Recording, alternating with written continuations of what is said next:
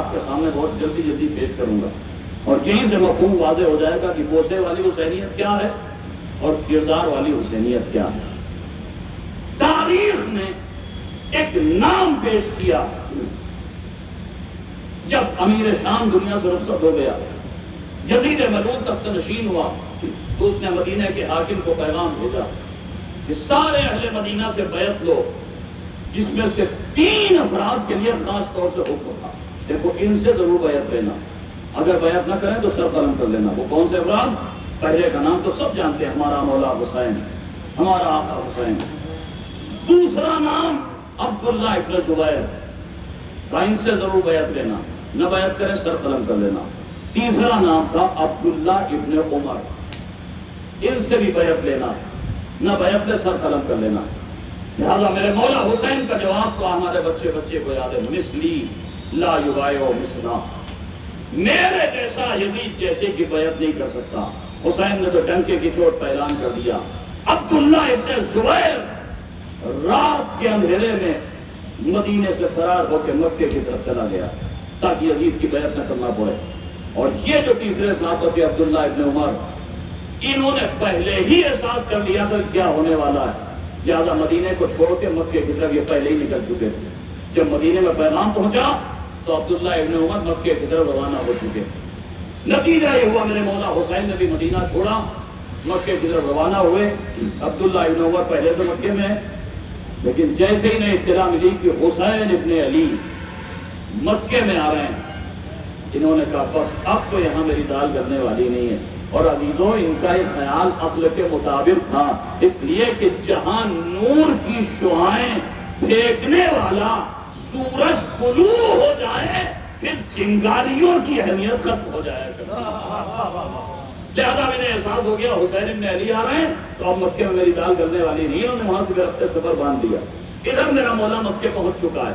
تاریخ کہتی فارمیلٹی کے طور پر، رواداری کے طور پر رخصت ہوتے ہوتے مولا سے ملنے آ گیا اور مشورہ دینا شروع کیا، دیکھیں آپ عراق نہ جائیے گا، وہاں جانے میں بڑا خطرہ ہے۔ میرا مولا کہتا ہے دیکھو عبداللہ، جو امر مشیت کی طرف سے طے ہو چکا ہے وہ ٹلنے والا نہیں ہے، لیکن عبداللہ خبردار میری نصرت سے منہ نہ موڑنا، اگر تم نے منہ موڑ لیا تو ہلاک ہو جاؤ گے۔ میرا مولا دعوت نصرت دیتا رہا، یہ خاموش بیٹھا رہا، ایک بار بھی نہیں کہا میں آپ کی نصرت ضرور کروں گا۔ تاریخ کہتی جب میرا مولا دعوت دے چکا تو ایک مرتبہ یہ عبداللہ ابن عمر وہاں سے اٹھا اور اٹھتے اٹھتے کہتا فرزند رسول میں مکہ چھوڑ کے جا رہا ہوں، میری خواہش ہے ذرا سا اپنا گریبان چاک کر دیجئے۔ مولا نے کہا کیوں؟ کہ میں نے بارہا رسول کو آپ کے گلے کا بوسہ دیتے ہوئے دیکھا ہے، میں بھی چاہتا ہوں میں مکے سے جاتے جاتے آپ کے گلے کا بوسہ لے لوں۔ اللہ اکبر، بوسے والی حسینیت ہوتی کیسی ہے جو فقط بوسے پر رک جائے۔ میرے مولا نے اس کی خواہش دیکھی، اپنے گریبان کو کھولا، اس نے مولا کے گلے کا بوسہ لیا، سلام کر کے رخصت ہو گیا، مکے سے چلا گیا۔ ادھر میرا مولا کربلا کی طرف گیا، کربلا میں مولا کی شہادت ہو گئی، ادھر میرے مولا کی شہادت ہوئی۔ یہ سفر کرتا ہوا شام پہنچا اور جا کے یزید کے ہاتھ پر بیعت کر لی، جس نے حسین کے گلے پر یہ کہہ کے بوسہ لیا تھا کہ یہاں رسول بوسہ لیتے تھے، اس نے جا کے یزید کی بیعت کر لی۔ لیکن یزید بھی واصل جہنم ہو گیا، عبد الملک بن مروان خلیفہ بنا، اس نے مدینے والوں سے خلیفہ کی بیعت لینے کے لیے اپنے انتہائی ظالم سردار حجاج ابن یوسف کو مدینے بھیجا۔ حجاج ابن یوسف مدینے پہنچا، منادی ہو گئی کل سب کے سب مسجد میں اکٹھا ہوں گے، سب کو عبد الملک ابن مروان کی بیعت کرنا ہے۔ رات کا سناٹا ہے، کل کے لیے حجاج نے حکم دیا ہے۔ تاریخ کہتی ہے یہ صاحب اپنے گھر سے نکلے، عبداللہ ابن عمر رات کے سناٹے میں خلیفہ کے خیمے تک پہنچے، اس سردار کے خیمے تک پہنچے جو دین کا سب سے بڑا دشمن تھا، مولا علی کا سب سے بڑا دشمن، جسے تاریخ نے حجاج ابن یوسف کے نام سے یاد کیا ہے۔ اور صاحب یہ اس کے خیمے میں پہنچے اور جا کے کہتے ہیں مجھے حجاج سے ملنا ہے۔ دربان کہتا ہے حجاج تو آرام کر رہا ہے، کہا نہیں میرا پیغام جا کے کہہ دو، بہت ضروری کام ہے۔ دربان نے جا کے کہا عبداللہ ابن عمر ملاقات کرنا چاہتا ہے۔ اس نے توأم کرہن زبردستی بہت اصرار کے بعد اجازت دے دی۔ یہ اندر داخل ہوئے، کب کیوں آئے ہو؟ تو میں نے سنا ہے آپ نے مدینے والوں کو دعوت بیعت دی ہے۔ کہاں؟ وہ تو کل کے لیے کہا، سب کے سب مسجد میں آئیں گے، تم بھی آ جانا۔ کہا نہیں، میں چاہتا ہوں اسی وقت آپ کے ہاتھ پہ بیعت کر دوں خلیفہ کی، اس لیے کہ میں نہیں چاہتا کہ میری رات کا کچھ حصہ ایسا ہو جس میں حاکم وقت کی بیعت سے خالی رہوں۔ حالانکہ یہی وہ شخص ہے جس نے مولا علی کی خلافت ظاہری کے موقع پر خلافت علی کی بیعت کرنے سے انکار کر دیا تھا۔ آج کہنا میں نہیں چاہتا میری رات کا کچھ حصہ بھی ایسا ہو کہ جو خلیفہ کی بیعت سے خالی رہے۔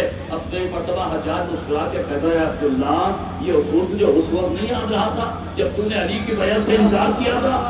اب یہ ٹالنے کے لیے کہتا ہے نہیں صاحب میں تو چاہتا ہوں اسی وقت بیعت کر لوں، آپ ہاتھ آگے بڑھائیے، میں ہاتھ کے ہاتھ پہ بیعت کرنا چاہتا ہوں۔ وہ مغرور دشمن خدا جو اپنے بستر پر چادر اوڑھے میں لیٹا ہے، ایک مرتبہ جب ان کا اضطراب زیادہ بڑھا اس نے چادر کا ایک کونا ہٹایا، اپنا ایک پیر باہر نکالا، کہا اچھا اتنی ہی ضد ہے، اتنا ہی اصرار ہے تو آ میرے پیر کا بوسہ لے کے خلیفہ کی بیعت کر لے، میں ہاتھ باہر نہیں نکال سکتا۔ تاریخ کہتی یہ آگے بڑھے، انہوں نے حجاج کے پیر کا بوسہ لیا اور اس کے پیر پر اموی خلیفہ عبد الملک بن مروان کی بیعت کر لی۔ میرے عزیزوں، جو علی جیسے خلیفہ برحق کی بیعت کا منکر ہوتا ہے اس کے لیے عذاب خدا یہ ہوتا ہے کہ دشمن دین کے قدموں پہ سر رکھنا مقدر بنا ہے۔ صلوات پڑھنے بر محمد۔ عزیزو، حجاج ابن یوسف کے قدموں کا بوسہ لے کر خلیفہ وقت کی بیعت کی۔ تاریخ نے دو کردار دکھائے، ایک عبداللہ ابن عمر کا کردار مدینے میں، ایک کربلا کے تپتے صحرا میں 72 حسینیوں کا کردار۔ اختیار ہمارے پاس ہے، لا اکراہ فی الدین ہے، کوئی جبر نہیں ہے، لیکن دونوں کردار ہمارے سامنے ہیں۔ ایک فقط بوسے والی حسینیت ہے، ایک کردار والی حسینیت ہے۔ اگر بوسے والی حسینیت پر محدود رہ گئے، آگے نہ بڑھے تو عبداللہ ابن عمر کی پیروی کر کے ہلاکت تک پہنچ جائیں گے، اور اگر کردار والی حسینیت کو اپنایا تو پھر یقین جانیے پیرو زہیر بن جاؤ گے، پیرو مسلم بن جاؤ گے، پیرو حبیب بن جاؤ گے، پیرو وحید بن جاؤ گے۔